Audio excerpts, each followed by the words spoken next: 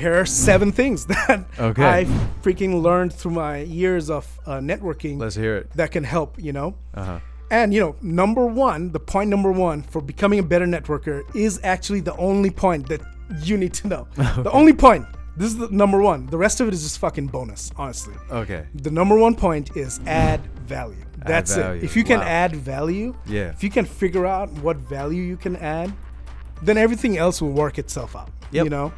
You just need to focus on that. How can I add value? Sure. What do I bring to the table? What is a value that I can add to the people that I'm meeting? How can I serve them? Or, what part of me can I show to them so that I can serve them better? Right. These are the questions you need to ask, you know? Right. And like point number 2, like this rest of it is bonus, You're right. Right. But really the second point is pre-decide all this stuff. Pre-decide what value will I add? Right. Pre-decide, what can I give away for free? To whoever you're approaching, maybe, or Yeah. to whoever you might be. In your case, that was Gary Vee, who you were pursuing. Like, you were tailoring that part, which was like, how can I add value at this moment? Pre-decide all this, like pre-decide, like what value am I gonna add? What, how are they gonna remember me after this, meeting? Right. And when people go to networking events, it's just like, the goal is to meet people, but if they don't remember you, it's kind of pointless, Yeah, like you just went out into the world and came back. Yeah, you just had a good party. Right, right. You got to go with a purpose. Yeah. So you got to go with and a you're mission. So, as a, producer, as a, beat maker, for example, if you're trying to go into a music industry event, where Right. there's like, you're going to mingle with other music industry folks. Or you're going to a creators event, where there's going to be YouTubers, or people in that line of entertainment, Right. As a producer, you should go in there pre-decided that, hey, maybe I can give these YouTubers, like, for example, free beats, for their YouTube videos, background beats, 5 beats. I had pre-decided 5 beats that I'm going to give away for free. And that's the way you're adding value, Exactly. And in like a very genuine way. In a genuine way. Something that you can offer that is coming from like a space of like, I guess, like skill set, and not just like what might this person need, and let me figure out how to get it done right. Right. Whereas like, if you have 5 beats in the tuck, like that's, just go ahead and find people who might want to just use these beats. Oh, this sounds good. Yeah, sure. Yeah. And then like that's a honest transaction that you made there. Right. And for other people, like it just depends on what skills you have. Yeah. And for some people it's different things. And for me, during large swathes of my life, videography was the thing that I was trying to give away for free. I was trying to give away websites for free, even though there was a period in my life where I was selling websites. Yeah. I was still trying to give away websites for free. Okay. I would go into networking events like saying that, hey, do you need help with your websites?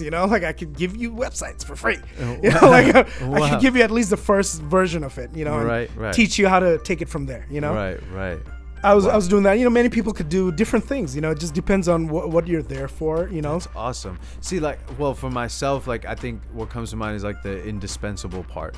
So, like, what can I offer of value to artists who could virtually do everything themselves? Right. Well, I can mix. Give me I'll mix it, or I can record you. I can bring my laptop. I have my microphone. I can record you if you want to do that. Right. So there was like, I was trying to place myself at any part of the process, to like be able to be, okay, well, I have a producer already that makes me beats on demand, and I already have my own setup. I don't like, these are the mixes that I have right now between me and my producer. We're happy with them, but let's see what you can do. And for a long time there, the first one I did on the house, maybe the first 3 I did on the house. Yes. There are people till this day that I don't expect payment from. Right. But that's because, like they add value to me in different ways. Right. And like, that's really important. I think a lot of the times, like, value isn't always associated with a dollar sign, or opportunity isn't always associated with a dollar sign. Usually it comes as a byproduct of like, a genuine connection, and then like building from there. Exactly. So like for me, like, that way also I got to learn every side of this. So then I could tell people that, who you afterwards, like, you do become friends with folks that you like do good work with. Exactly. And they see you doing good work, and they see you getting better. They see you treating their product with care. Exactly. And then you start shooting the shit with them after, you've settled out the receipts. Right. And they're just like talking to you. Right. And like, after that, when you start weighing in on maybe something that they're talking about, you know what, like, is it really that? Because like, I thought, this, that, and the third, you slowly but surely start to add value in different places in their life. Yes. And they start to tell others. That way your name now and your reputation starts to precede you. Exactly. In a good way, Exactly. and then it makes that ice breaking part just a little bit easier. Right.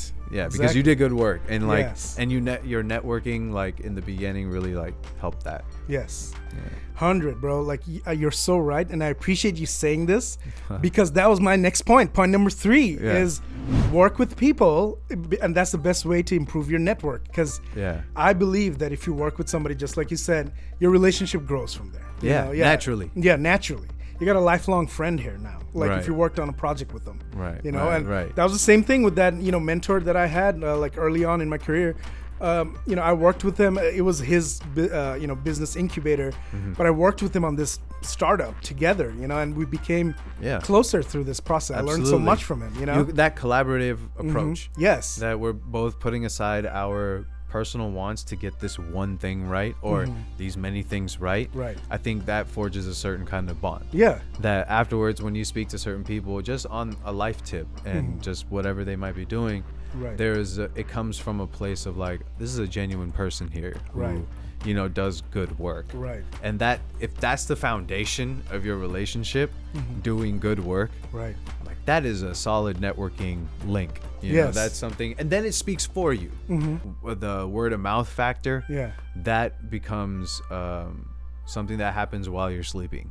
Essentially, it's like your relationships compound. Oh my God. Over time. I can't tell you how many times, like, I've like gotten unexpected like inquiries, not because I had ever pitched to anybody, but because they were like, well, this person told me you come highly recommended. I love that phrase. Facts. Because that means whoever else I worked with, and I don't go checking. I really don't. And that brings me to the next point. Is pre-decide your 30-second pitch, like who you are as a person and what you're working on. Have a pitch, like have a 30-second elevator pitch that you that expresses who you are, what you're doing, what type of value you can add. Have that ready, but do not use it unless you're asked for it. Unless somebody says, what about you, bro? Tell me about you. Yeah, what do you got going on? Then you use the 30-second pitch and you express it. Because other than that, like, your main job at a networking event or a networking situation is listening. Your goal is to be the best listener in town. Okay. You got to be the person who listens and gets things out of people.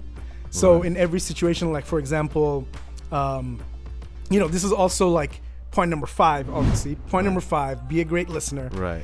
So in every, your job is to go into these situations to initiate conversation, like, see somebody, say, hey, what's up? Hi, I'm Raf, and then start listening.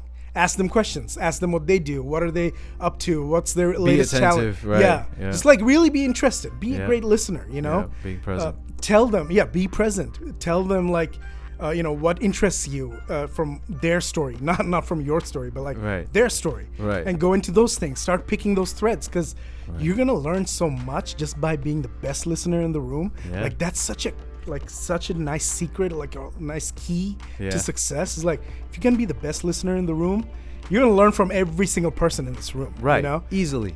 And the one who talks too much in that room is just like not learning anything new. No, they're just like revamping what they already know and just exhaling hot air at that point.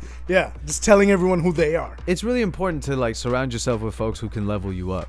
And I think that's a talent too, though, is like gauging that you're in the right room to be networking up. Exactly. And learning from people and being an attentive listener that way. Yeah. That's really important. You got to be the best listener. And you know what that does is also, like, it intrigues people. They get interested about you, and that brings me to number 6. Number 6 is be the party starter. So, one of this advice that I read from a book a long time ago when I was in college, it was a book by Jack Canfield. And what he wrote is that, like, go into networking events like it's your party. Like, even if you didn't throw the party, imagine that it's your party and all these people are here for you. And so, like, be the party starter. And what that meant was introduce people to each other. Like, if it was your party, what would you do? Like, if some people came to your house, right? Yeah, you would make sure everyone got acquainted. Yeah, everyone got acquainted. Everybody was good, right? You want to make sure everybody has everything they need. Absolutely. But like, it's really important that when strangers enter your place, you let people know, you make the introduction. That, like, yo, Raf, this is such and such, such and such. This is Raf. Yeah. This is who I was talking about early. Like, whatever. And then, go get your refreshments or whatever. Right. Yeah, and as you go into these networking events, like, if you get to know some people, use that to, like, introduce new people. And through that, you're having, like, now a communal conversation with, like, two people. Sure. And they would remember you as that person who connected, and there's, like, again, you're adding value in a way, And just in those moments. Yeah. Like, it's not appearing self-serving. It's more like this person is, like, putting forward genuine efforts to, like, bring people together, even if this isn't your thing. Even if it's not your thing. That's cool. It's that's how you, like, increase your Rolodex. That's how you increase the number of people it's just like connecting others to each other, and that just multiplies, because now they also feel the need to introduce you to somebody else, in an ideal situation. It doesn't always happen, but that's why you keep yourself available. You make sure your skills are up to point, because you never know where this person might be down the road, and where they might just think of you. And that's happened also too many times in my career personally, where it was friends looking out for friends, and they were like, like, so here's the guy, you should go. And then, like, they just make that connection, and they do it because we did genuine work together, and like, they know that. I mean, look, it's the same reason why we're in this room here today. Like, I was like, man, I want to do this podcast and XYZ. I didn't really know all the, hows to get there. I knew what I wanted to do and why. I didn't really know all the hows, and I hit you up because we've had great experience working together prior. And I knew you were a nice guy. And so I was like, hey, maybe I'll shoot the shot with him and talk to him about this idea. We'll see. Bro. And that led to so many things. And today we're doing this together. Excited beyond measure. That's an understatement. But, like, the fact that, it was that you and I had interactions in the past on a whole different level, in a different capacity. I tell this to my friends all the time, but for the longest time, Raf was a mysterious, like, person or entity that was actually communicating with me, and, like, was talking to me, but, like, never seen this guy before. I was an AI. But I was a bot. You have no idea. You could have sold me that easily and be like, you know what? He said, be just like, he seems too on point to be on it all the time, like, responsive, like. I see. The final point is just have fun, go out there, have fun, be yourself. And stop thinking about yourself. Like, the problem that I had a long time ago was, when I was in networking situations that made me uncomfortable, when I was 20, in my early 20s and late teens. The reason was I was in my head. I was just thinking about me. I was selfish. I was thinking, how do I look? What do I need to say? Oh, can I impress them with what I'm saying? That's what I was asking myself. That is overthinking. A lot of overthinking. I was being in my head with myself. That we don't need to be like that. All we need to do is think outside of us. Like, think, how can I serve them? How can I add value to them? Then it takes off all the pressure from you. It really does. Pressure is gone. Now you just want to serve them. And what they've asked for, you can deliver. And, like, that's important. Like, and you become indispensable that way. Like, you're not doing anything based off of something that makes you uncomfortable, but this is what I can offer for real, and I am here for it. Exactly. That's the best thing. I think, like, most of the best networking situations that I've ever had was that I was having a lot of fun, with just people in the room.